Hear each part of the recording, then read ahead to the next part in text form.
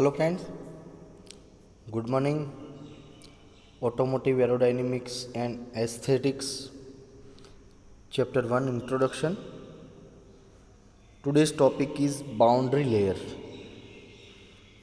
We know about boundary layer in regular works. પણ ખ્યાલ છે કે રોજબરોજના કામની અંદર આપણે જો વાત કરવા જઈએ તો બાઉન્ડ્રી લેયર કોને કહેવાય. તો એક વાત કરીએ કે આપણે ક્રિકેટ રમતા હોય તો ક્રિકેટની અંદર એક ગ્રાઉન્ડ હોય, તો ગ્રાઉન્ડની આજુબાજુ ગ્રાઉન્ડની બહારની સાઈડ ફરતે એક બાઉન્ડ્રી નક્કી કરવામાં આવેલી કે એના બહાર બોલ જાય તો ફોર્થ સિક્સ ગણવી. તો એવી જ રીતે અહીંયા બાઉન્ડ્રી લેયર કોને કહેવાય. લેયર એટલે એક પ્રકારનો પડદો અથવા સપાટી. તો આપણે જોઈએ એર હેઝ વિસ્કોસિટી.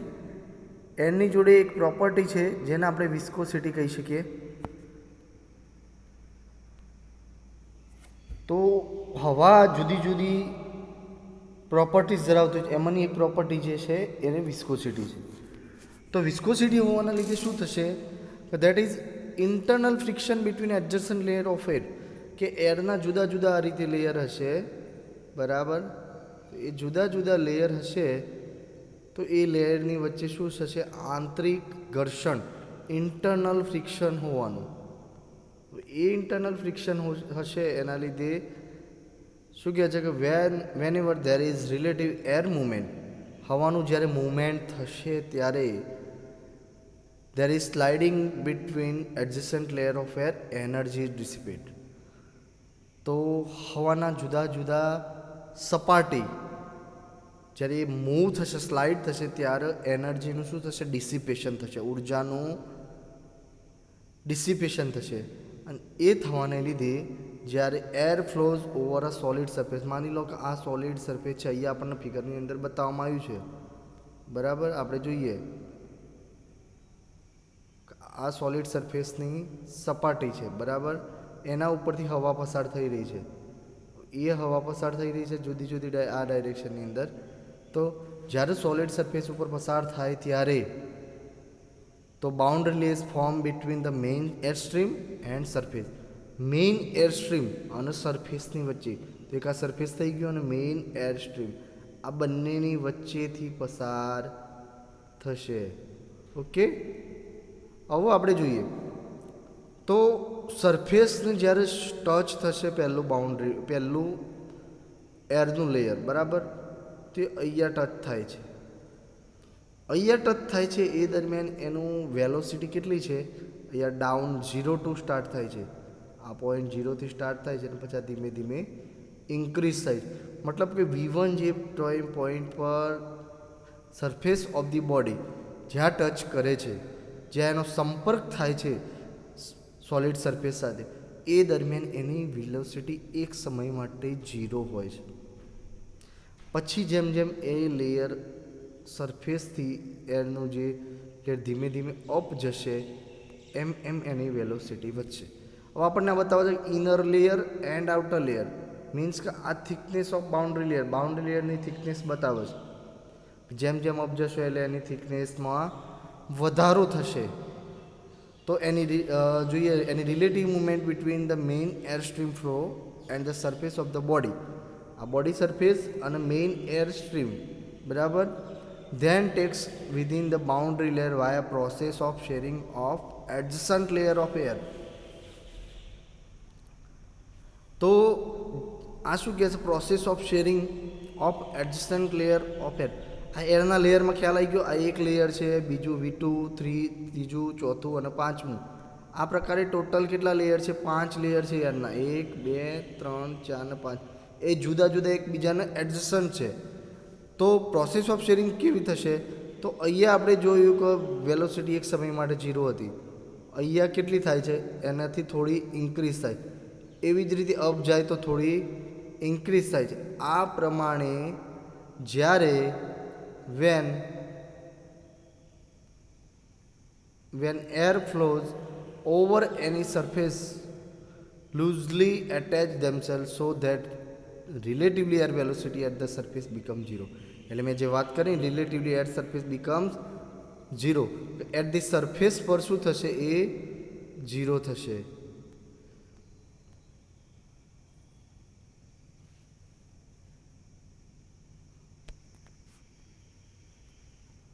ઓકે. હવે જેમ જેમ રિલેટિવ સ્પીડ, જેમ જેમ તમે સરફેસથી અપ ડાયરેક્શનની અંદર જશો એમ એની સ્પીડની અંદર શું થશે? વધારો થશે. અહીંયા આપણને દેખાઈ રહ્યું છે. અને એમને એની થિકનેસ ઓફ બાઉન્ડ્રી લેયરની અંદર પણ વધારો થશે. ઓકે. તો the next adjacent layer will slide over an already moving layer so that its relative speed will be somewhat higher. એટલે કે જે એડજેસન્ટ લેયર સ્લાઇડ, જો V1 એન્ડ V2ની વાત કરીએ, આ એક લેયર છે અને આ બીજું લેયર, તો આ બંને લેયરની અંદર V2ની જે સ્પીડ છે, રિલેટિવ સ્પીડ, એ ઊંચી રહેવાની. જ્યારે જે સરફેસને ટચ કરીને, મતલબ કે બાઉન્ડ્રીના સંપર્કથી જેમ જેમ તમે દૂર જતા જશો, જેમ જેમ ઉપર જતા જશો, એ પ્રમાણે એની વેલોસિટીમાં ઇન્ક્રીઝ થશે.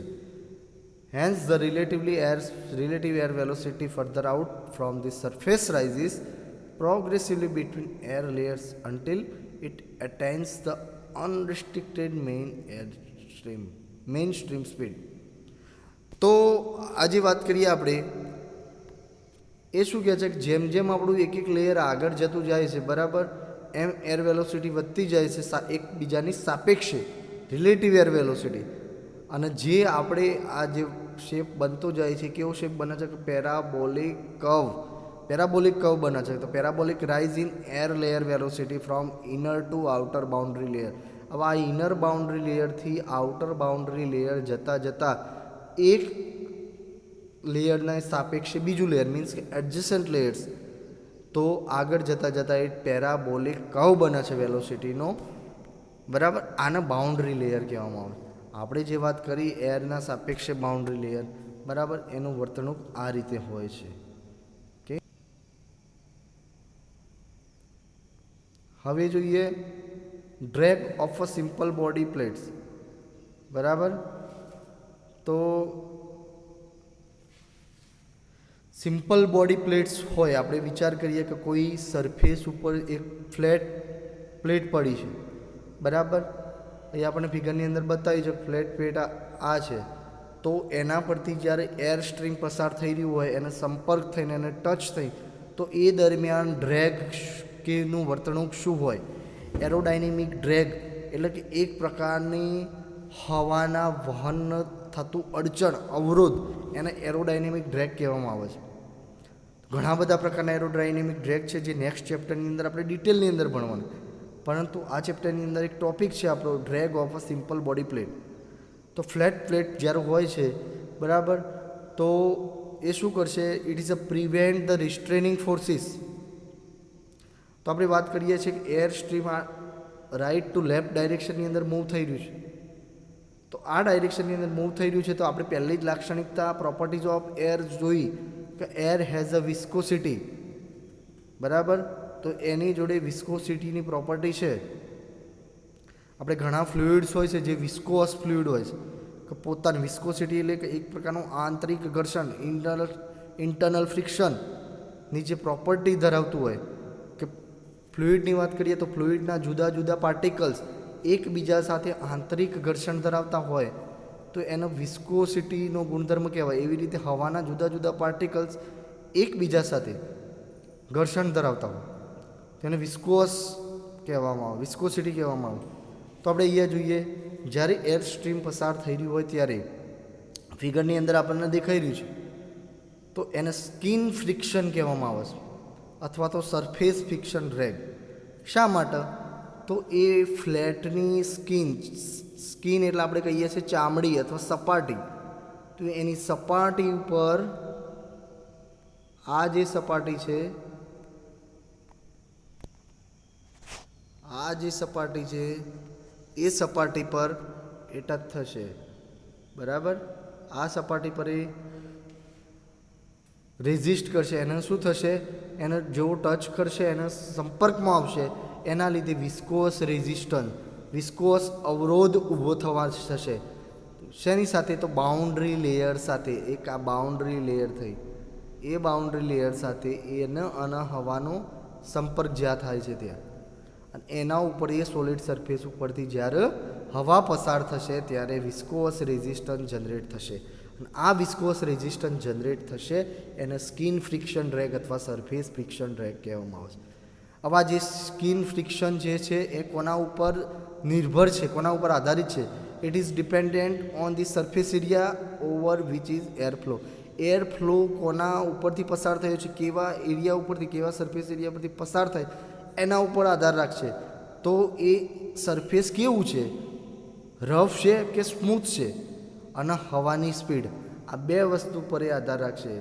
તમે જે સરફેસ એરિયા પર સરફેસ પરથી પસાર થઈ છે એ સરફેસ રફ છે કે સ્મૂથ છે, અને બીજું એ મતલબ કે એની સપાટી કેવી છે, અને હવાની સ્પીડ, આના ઉપર એ આધાર રાખશે. તો આ બે ટોપિક જોયા મિત્રો. Thank you friends.